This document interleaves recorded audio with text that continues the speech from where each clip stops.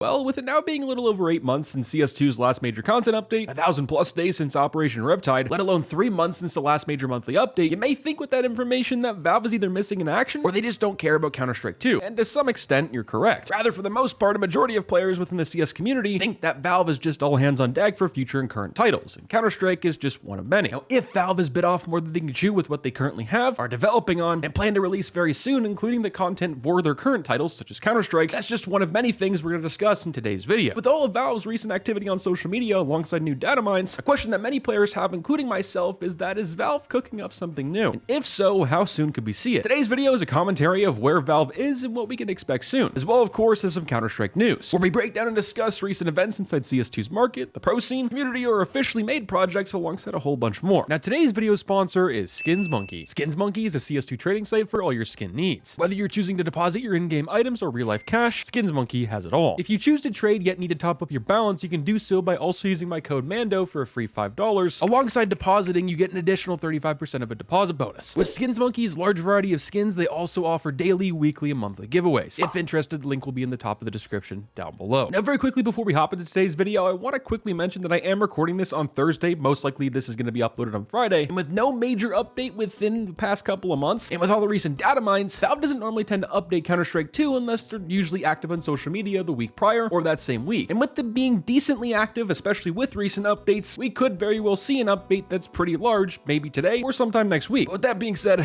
back to today's commentary. Now, firstly for today's video is a quick discussion about Valve's current schedule and what we can expect for Counter-Strike 2 in the near future. Now, for a quick recap, like the beginning of the video where we summarized all the recent events and how long certain dates have been since certain operations or major updates to CS2, it's been 8 months since the last major content update, that specifically being the call to arms in the beginning of 2024. Now, if we went back to CSGO terms and this being a CSGO update, that wouldn't have been a major update because the maps and modes that we got, that being arms race and shoots and baggage, wouldn't have been included because they were already in the game and we just got a new case. But that's besides the point. Now, in just a little over 2 weeks time, CS2 will officially be 1 year old, and according to Valve, right around now or sometime in the near future, we should and very well start to receive more content such as maps, modes, and features, one being from CSGO but also just brand new to the Counter-Strike franchise. We're also supposed to receive weapons, further customization that's already for what we have, plus a lot more, and that's Valve's wording, not my own, so take that as you will. And I think where many players, including myself, where their thoughts are coming from about recent Counter-Strike updates is based off the recent updates to CS2, it's the bare minimum from the devs. It feels like the last maybe 5 major updates that we call major but are mainly just big bug fixes have been solved and figured out by the community and patched by us, and Valve's really just taking that, slapping their logo on it, and that's why practically every other blog post you see someone tagged in the blog post. To me, it's just a little bit weird with how much money CS2 makes and how many players are in the game that players are figuring things out, such as these big bugs, solving them themselves before Valve even puts out an update or really acknowledges it. The last few weeks, and really just weeks on end since the game's launch, we've had game-breaking bugs and glitches where the C4 still gets stuck on the base maps inside the game's competitive map pool, such as Mirage, Nuke, Inferno. The game's almost been out for a year, and these are also maps and just problems we've had back in CSGO that were solved and patched, but they're obviously a big problem here in CS2 because the game's on a different engine and it's just a new game. As well as it seems there are bugs very similar to that nature of the bomb getting stuck outside of certain maps or in a place where you just can't get it or it doesn't respawn. Not to mention almost every single week, these bugs also grow in the numbers, and there's still a boatload of bugs that haven't been fixed since the limited test, let alone all the players that have been banned dating back to the limited test that have yet to be unbanned. That also being for legitimate reasons and not players who are spin botting. If Valve can't manage to unban the innocent players and ban the actual spin botters, let alone fix bugs that have been here since the limited test, many players, including myself, have the question of where does hope lie for the rest of this game? And I feel like right there, that was just my feelings, but most players I think could also agree, like I stated. Now, with recent data mines, we can see that Danger Zone, keychains, and the leaks that all have still yet to be released, such as Winter Cobblestone and the Twin Blade knife dating back to the summer of 2023, alongside a bunch more, that could very well be released in an update very soon. But then again, we've thought that all throughout the last year. Now, in my opinion, nothing's going to change until case numbers, that being specifically unboxings, are sub 10 million. Even in Counter-Strike's worst month, I believe we were only around 15 to 16 million. And even if it was 10 million and under, where Valve is only going to make maybe half of what they're making right now, where also not to mention CS2 for most players is considered dead, quote unquote, but obviously it's not. I don't even think Valve will stray away from the drip feeding methods of CS2 content because it works and they still make a boatload of money. But also something different, a different perspective to look at here for Counter-Strike is Valve isn't really motivated by money, especially for CS, which does make a whole lot of sense. And if you want a commentary on that sometime later down the line, I'm all for it. And just for some quick proof is Counter-Strike 2. It didn't really make a whole lot of sense for Valve to release Counter-Strike 2 with how successful CSGO was, but obviously they made Source 2 Counter-Strike to future-proof the franchise. Now, with the ranting and CS2 updates alongside the drama aside, let's quickly go over some new CS2 news. Now, a brand new controversy that's been introduced the last couple of weeks of the CS community is by INUI Shanghai Gaming. Essentially, they're a CS tournament website where you can play, but you have to download their certain anti-cheat, play on their servers in order to play for their money and prize pools. And as of recording, their anti-cheat still hasn't been fixed, which also has a very flawed system that could also compromise your PC. Long story short, the anti-cheat it uses for its quote-unquote operation constantly takes pictures of your computer, which from what I've read of this at this point, I would stay away from this until it's been fixed or proven otherwise. And I mean proven with some hard evidence. If you think Valorant's anti-cheat is bad, this is a whole different level. Now, I'm sure this company and these people don't have any malicious intent, but nowadays it's just really too hard to tell. And I also will say it's kind of crazy that people are now making their own operation for their own websites just for Counter-Strike. That's nothing to do with Valve. So I guess props to you. And lastly for today's video is Counter-Strike's next major, that of course being in Shanghai. Now this is scheduled to be, I believe, in the next couple of months, which in my opinion is absolutely crazy because it feels like it was just yesterday when Valve removed the Copenhagen stickers, which that major, for an example, premiered in March and also ended, I believe, late March or maybe early April. Can't really remember. It's just crazy that was the longest sale in history, and we're just about to get brand new stickers, most likely within the next month, maybe two. Now, with the craziness part aside, pro players are going to be signing and doing their autographs in person, so we don't have as many delays as the previous major, that being the Copenhagen major, which that itself will be pretty nice, but we're also going to run into the same problem we've had the past couple of majors, where based off of Valve's new regulations for pro players signing their stickers, we're not going to be seeing any crazy autographs anymore, such as what we once did back in, for an example, Krakow 2017. Now, let me know what you guys think down below. We have a boatload more commentaries coming for Counter-Strike 2 very soon. We're going to further break down Subtick, take a deep dive into older Counter-Strike titles and how they've resurged, alongside a whole bunch more. With that being said, I'll catch you guys in the next one. Stay positive, sexy. I'm out, guys. Peace.